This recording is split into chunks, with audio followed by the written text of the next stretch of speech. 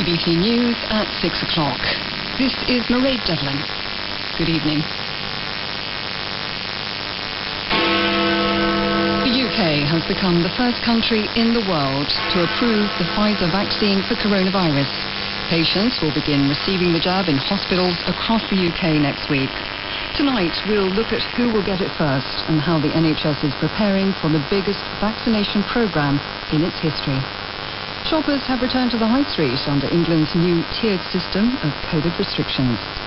Investigators in Washington are looking into claims that lobbyists tried to secure a presidential pardon with bribes. Also tonight, Britain promises a big cut in carbon emissions and Northern Ireland prepares for life outside the EU's custom union next month. The first doses of the coronavirus vaccine could arrive in Britain as early as tomorrow, after the UK's medicines regulator became the first in the world to approve the jab developed by Pfizer and BioNTech. The vaccine, which offers up to 95% protection, has been developed at unprecedented speed, taking only 10 months to complete a process that would normally span 10 years. Speaking at a news conference at Downing Street in the past hour, Boris Johnson said delivering the vaccine would be a vast logistical challenge, but it was now a case of when, not if, life would return to normal in the UK. We've been waiting and hoping for the day when the searchlights of science would pick out our invisible enemy and give us the power to stop that enemy from making us ill, and the scientists have done it. A mass immunisation programme will begin next week. The Chief Executive of NHS England, Sir Simon Stevens, said the first jabs would be given to care home staff and the over 80s at around 50 hospitals around the UK. Typically, they may be people who were already down to come into hospital next week for an outpatient appointment. So if you're going to be one of those people next week or in the weeks that follow, the hospital will get in touch with you. You don't need to do anything about it yourself. That will then be followed in the subsequent weeks with GP practices coming together in each area to operate local vaccination centres.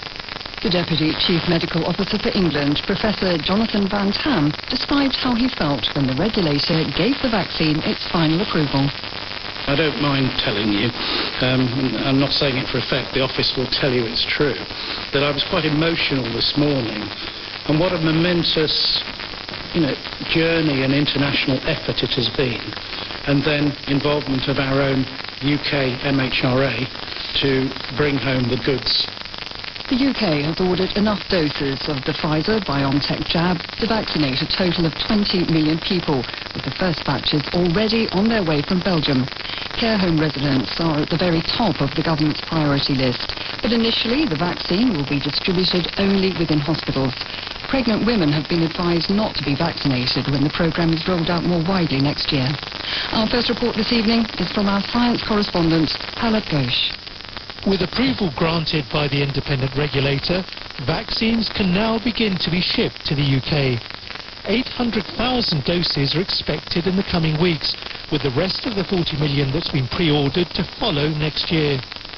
They need to be transported at -70 degrees Celsius. BioNTech's Chief Business Officer, Sean Marrett, said the vaccine would be transported to the UK in what he described as thermo boxes. We're packing them now as we speak and getting ready for shipping. So this is in Belgium that we're doing it, at our colleagues at Pfizer at their facility. These will be shipped by either road or plane, whatever's quicker. What we can definitely say is it will arrive, first consignment, in the next few days, and that could be as early as tomorrow or it may be a few days later. The government's independent vaccine advisory body confirmed today that care home residents and their carers would be top of the list to receive the jab. But because the doses have to be kept at ultra-low temperatures, the first batches will be sent to large hospitals which have the facilities to store them. And to begin with, frontline healthcare staff will receive the first jabs. Care home residents are also expected to be vaccinated in the first phase. The next phase will be for those over the age of 80 who are not in care homes and other healthcare staff before it's rolled out more widely. Some have questioned the speed of the decision to approve the vaccine in the UK. The European Medicines Regulator said its own assessment required more checks and wouldn't be ready until the end of the year. But the head of the UK regulator, Dr. June Rain, said that the public should have absolute confidence in the vaccine. The safety of the public will always come first. This recommendation has only been given following the most rigorous scientific assessment of every piece of data, so that it meets the required strict standards of safety, of effectiveness and of quality.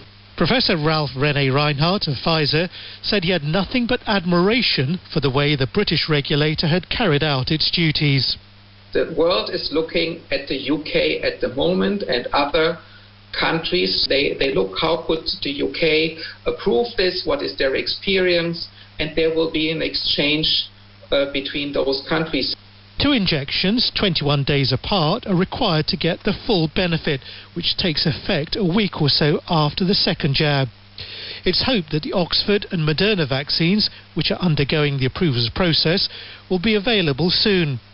GP surgeries will be open from 8 in the morning to 8 at night to dispense the jabs. And thousands of volunteers are being trained to work in mass vaccination sites, which include car parks and gymnasiums across the UK. But the government's chief scientific advisor, Sir Patrick Vallance, warned that it'll take some time before vaccination is widespread, and for now advised people to stick with the current measures to keep the virus at bay. The mass immunisation programme will be the biggest and most challenging in the history of the NHS. These people in London and Buckinghamshire gave their reaction to the news that the British public will be the first in the world to be offered the jab. I will take the vaccine. It will give me hopefully freedom again to go out and about, having virtually been housebound for 9 months or whatever. I can understand people's concerns about it being rushed through, but that's what the trials are there for. I mean, there's a collaborative worldwide effort in producing all these vaccines, so somebody has to be first. Obviously, lots of drugs come out quite quickly, but we usually have quite a few years to test them before we give them to the main public, so I'm not sure about it. British virologists have hailed today's announcement as an extraordinary moment for science. Our medical editor Fergus Walsh explains how the regulators were able to prove the vaccine was safe at breakneck speed. This is a huge moment for science and for mankind, because it means there's now a clear route out of this pandemic thanks to immunisation. The medicines regulator, the MHRA, is highly respected and independent. It's been conducting a rolling review of the Pfizer BioNTech vaccine for months, which helps explain why it was able to move so fast. Other regulators in Europe and the US are expected to make their decisions later this month on whether to follow suit and grant emergency authorization. It usually takes a decade or more to develop a vaccine, but science has moved at lightning speed, running stages of the development in parallel rather than one after the other. But the regulators and leading scientists are adamant that at no point have any shortcuts been taken with safety. All medicines have side effects, but there were no serious adverse events in the trial, involving around 43,000 adults aged 18 to 85, half of whom got 2 doses of the jab 3 weeks apart. Some protection begins after the first dose, but the full 95% effectiveness kicks in a week after the second jab. What we don't know yet is how long that protection lasts. It may be that a further booster dose is required in the future. We also don't know if the vaccine stops people passing on the virus. That will be important for controlling the outbreak here. Vaccines won't have an impact for months. We face a tough winter. But a brighter future, free of social distancing and face masks, does now look possible. And that is something worth celebrating. The latest daily figures show a further 648 people have died in the UK within 28 days of testing positive. The total number of deaths now stands at 59,699. 16,170 new infections have been recorded. Today's announcement has eased the pressure on Boris Johnson after last night's Commons vote on the new COVID restrictions in England saw him suffer the biggest rebellion of his time in office. Our deputy political editor Vicky Young considers what this moment means for the government. A day to remember, a year to forget. That's how Matt Hancock summed up the situation after today's vaccine news. After 10 months during which many mistakes have been made, ministers are understandably relishing this positive development and the fact that the UK is the first to approve the Pfizer vaccine. At last, an international comparison they can be proud of. Both the Health Secretary and the Prime Minister described themselves as natural optimists. Both are trying to balance their joy with a dose of reality. Boris Johnson is urging us not to get our hopes up too soon, as he described the immense logistical challenges ahead. And this government has been accused many times before of over-promising and under-delivering. It means that in January, Mr Johnson is likely to return to the Commons, asking once again for MPs to extend COVID restrictions, probably for several more weeks. Last night, 55 of his own backbenchers refused to back the regional tier system, the largest rebellion he's faced. But in the new year, the Prime Minister will be able to say with more confidence that the end is in sight, and that could calm his anxious party. Shoppers have returned to the high streets across England as non-essential stores reopened after the 4-week national lockdown. But according to the research firm Springboard, footfall at shops this morning was significantly lower than at the same time last year. Our Consumer Affairs correspondent Sarah Corker assesses whether what was billed as Wild Wednesday has delivered for a struggling sector. After a month-long shutdown, there was clearly pent-up demand as shoppers returned to England's high streets. In Birmingham, they queued before dawn outside Primark. On Oxford Street in central London, trade was brisk. And at the Metro Centre in Gateshead, it was one in, one out of some stores. How does it feel being back, being able to shop again? It feels great, to be honest, because it's nice to see things in real life. It's not the same online shopping because you can't see what you're buying, can you? Have you missed being able to come out and shop? Oh, yes, definitely. I tell you what I missed as well, being able to sit down and have a nice cup of tea. The pandemic has accelerated the shift towards online shopping. Bricks and mortar retailers are hoping to win customers back with festive discounts and longer opening hours. Stores are allowed to trade for up to 24 hours a day until the end of January with the permission of their local authority. Despite the festive cheer, footfall across shopping destinations in England was down 24% against the same period last year. Wendy Prescott runs an arts and craft shop in Bishop Auckland in County Durham. We have taken such a massive hit this year, and unlike some of the bigger chains, we don't have the financial support that they get. So we will lose a lot of our little independent businesses if people don't start to come back into the high street and support us. County Durham is in Tier 3, where shops can open, but cafes and restaurants can only do takeaways.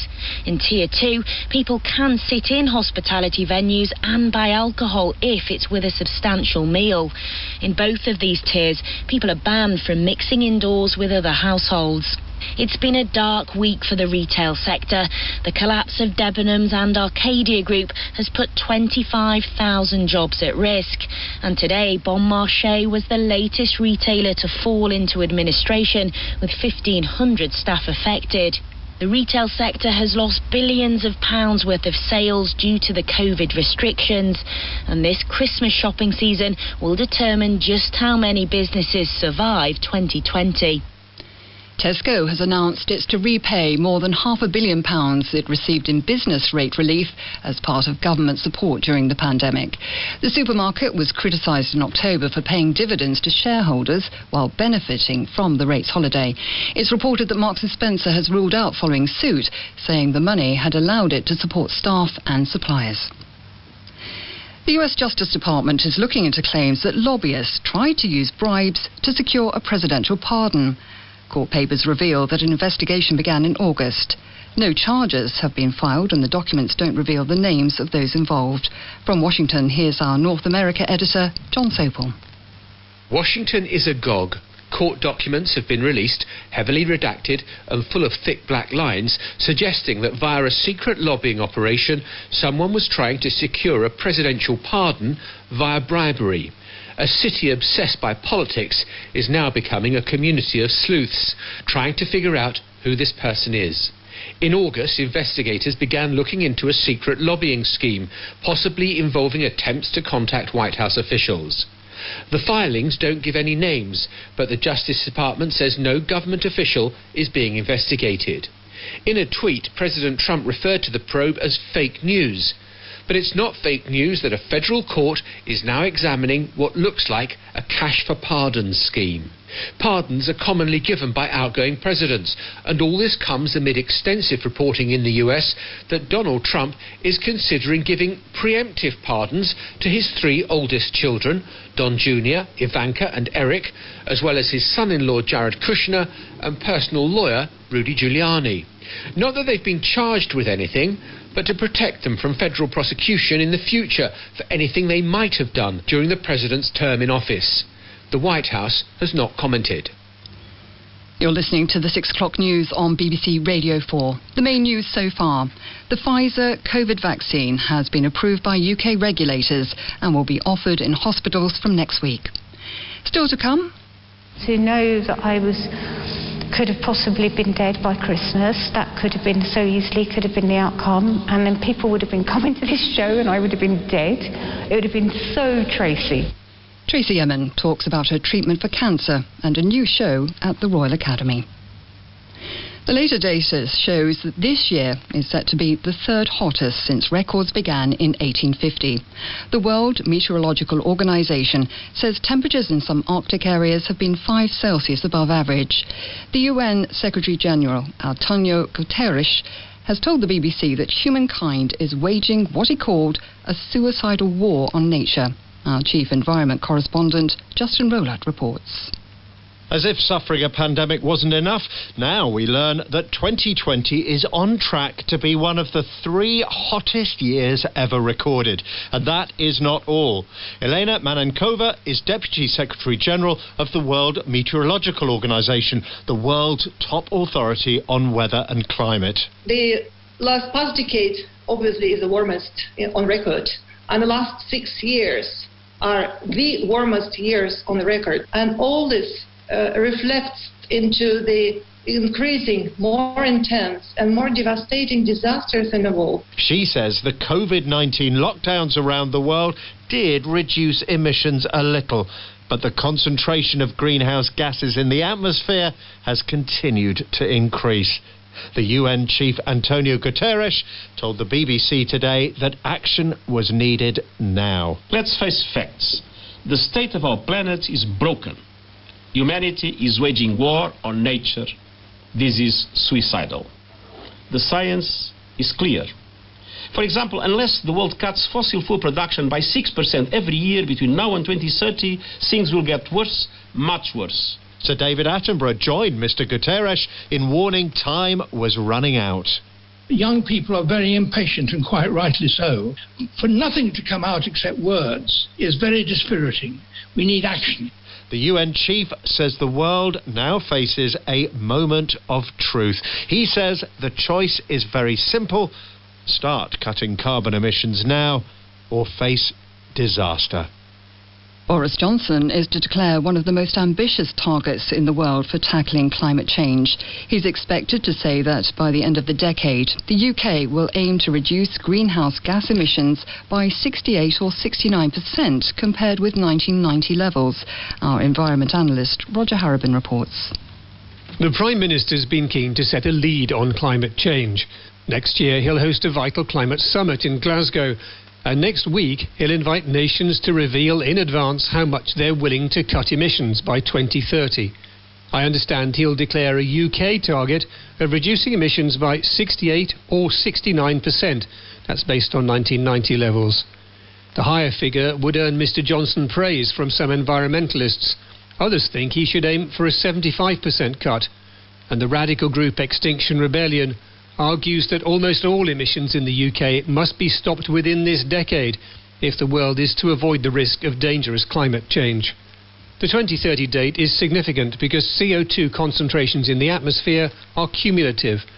That means that if the UK doesn't radically reduce emissions by 2030, it won't be able to achieve its long-term aim of net zero emissions by 2050. Two security experts have told the Manchester Arena Inquiry that there were a catalogue of failings at the venue on the night a suicide bomber killed 22 people in 2017. Colonel Richard Latham and Dr. David Mamong said the problems included a lack of CCTV monitoring, an inadequate policing response and insufficient supervision of two stewards who failed to report concerns about the bomber, Salman Abedi. The leading Hong Kong activist Joshua Wong has said his fight for democracy and freedom is not over, despite being jailed for 13 months. Mr. Wong was one of 3 people given prison sentences for their involvement in a protest last year. Britain's Foreign Secretary Dominic Raab has urged the authorities in both Hong Kong and mainland China to end what he called their campaign to stifle opposition. Our China correspondent Stephen McDonnell reports. Before being taken away to jail, Joshua Wong called out in court, "I know the road ahead is tough, but I'll hang in there." His supporters chanted encouragement for the young activist and his 2 fellow defendants, urging them to stay strong.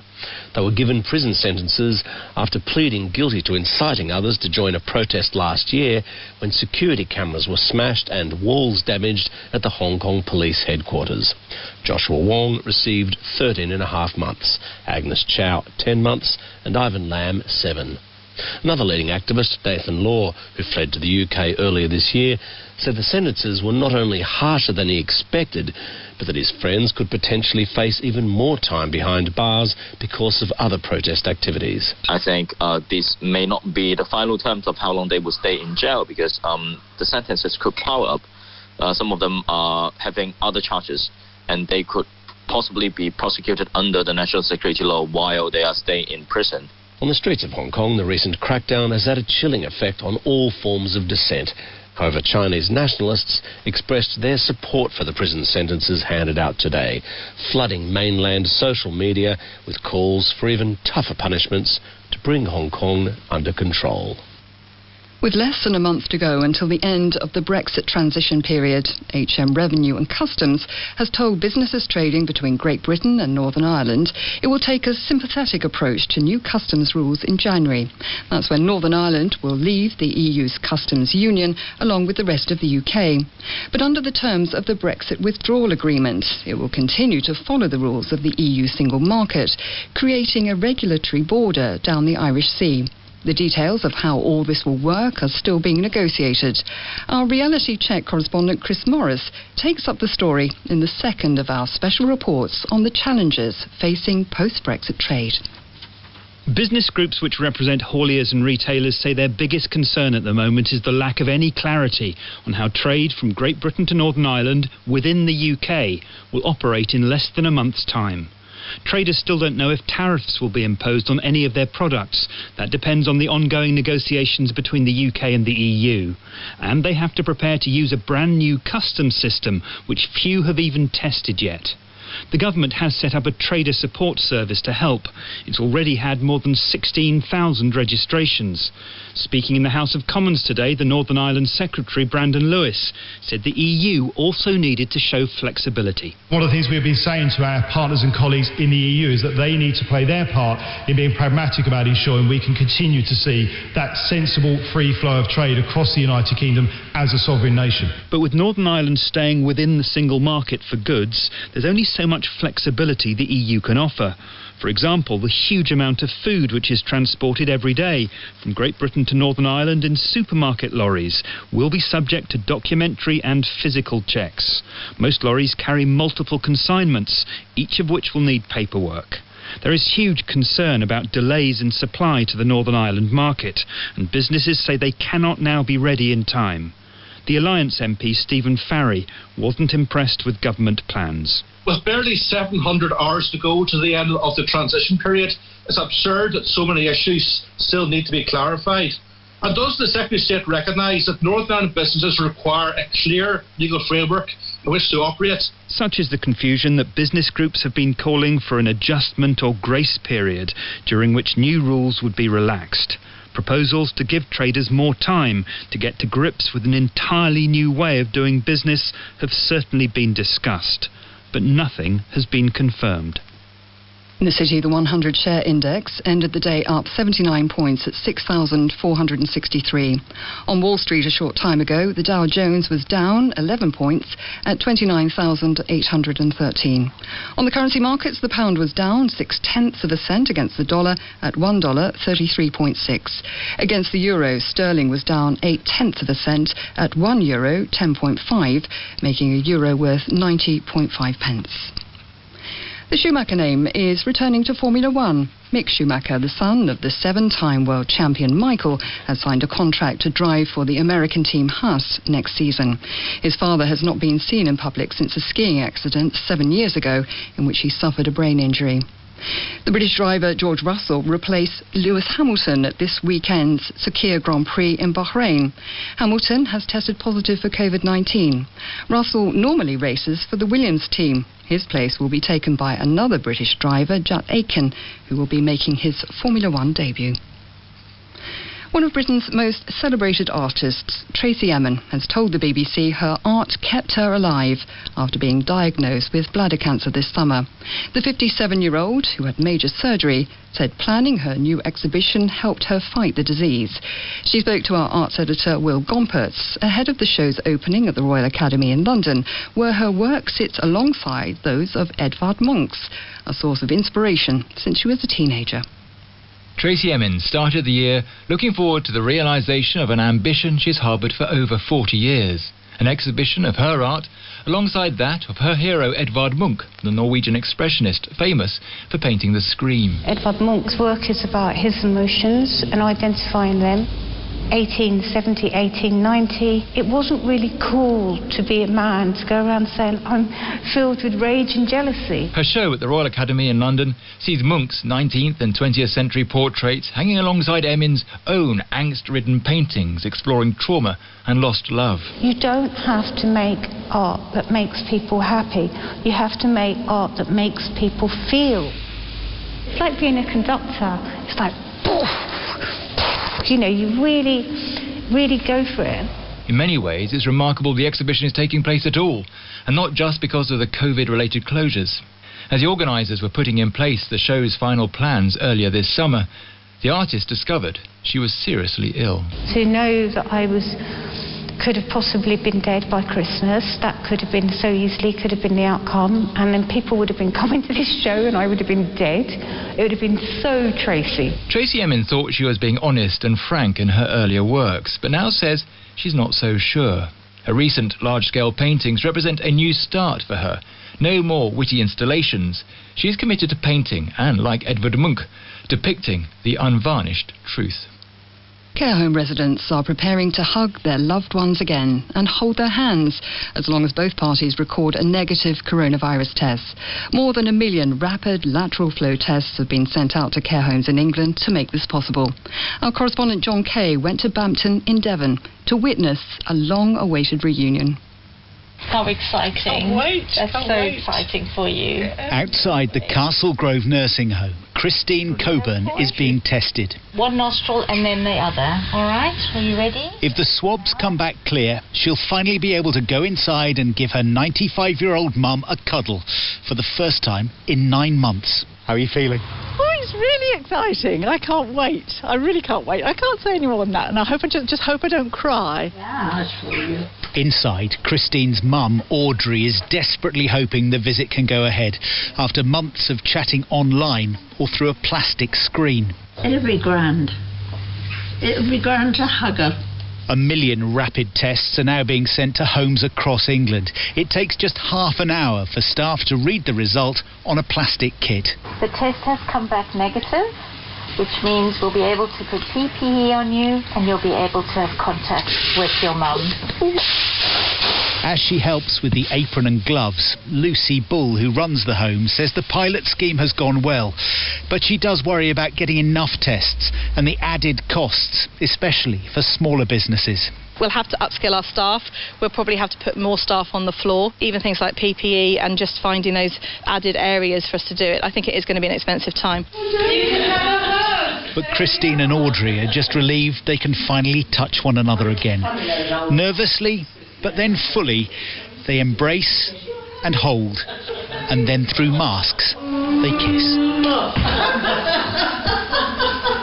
It is a bit funny under the mask, isn't it?